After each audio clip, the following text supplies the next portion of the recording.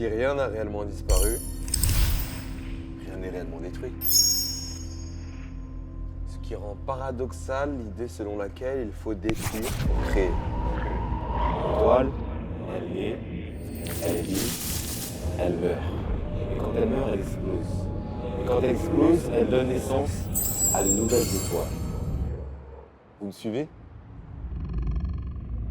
La création de l'un est directement liée à la destruction de l'autre. Un jour, j'ai lu une histoire. Et elle m'a rendu perplexe.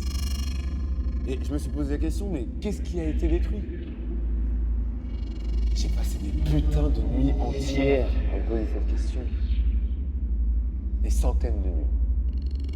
Et tout ça, c'était avant de savoir que tout n'est pas une question de résultat. Non, ce qui importait, c'était de savoir pourquoi ça avait été détruit. Au cas où vous l'auriez pas compris, j'aime les histoires. Mais une a particulièrement retenu mon attention. J'avais l'impression d'assister à une évolution qui vous prend au trip. Malgré la nature, le genre, malgré la problématique, la thématique abordée, pour moi, toutes ces histoires étaient toutes intrinsèquement liées les unes aux autres. Elles formaient toutes une seule et même grande histoire. Le meilleur dans tout ça, c'était son protagoniste. J'étais obsédé à l'idée de pouvoir l'épier dans tous ses faits et gestes. De le voir au plus bas, de le voir dans ses derniers retranchements et de pouvoir le regarder de haut. Ayant cette histoire entre les mains, je pensais pouvoir la contrôler. Mais en réalité, j'en étais incapable. Bloqué par la vision propre de son créateur. Il m'avait imposé ce que je devais voir, ce que je devais ressentir. Et le pire dans tout ça, c'est que j'étais naïvement satisfait. Bloqué dans une liberté factice. Je me suis renfermé sur moi-même. Moi qui pensais pouvoir tout contrôler, je me rends compte que je n'avais rien.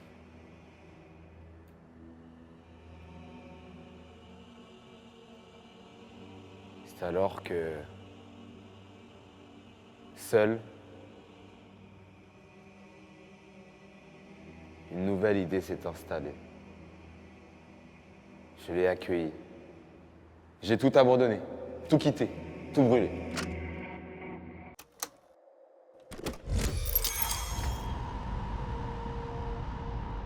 Je me suis détruit moi-même pour créer quelque chose de nouveau. Comme une renaissance, une nouvelle vie. Et c'est à ce moment-là que j'ai compris.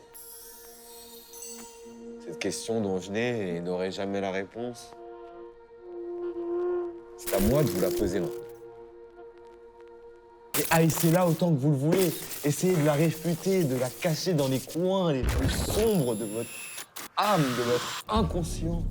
Elle finira toujours par vous hanter dans vos rêves.